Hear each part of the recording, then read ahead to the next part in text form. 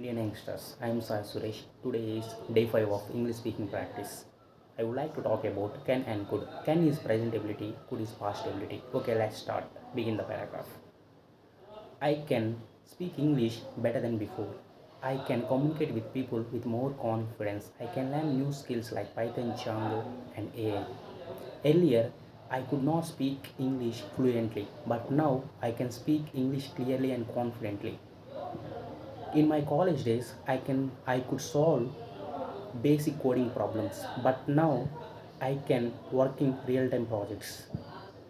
If I have doubts, I ask politely, could you guide me, could you help me, could you please repeat again, like that. So practice is helping me a lot.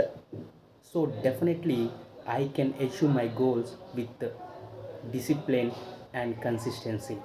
That's all for today. Signing off, Sai Suresh.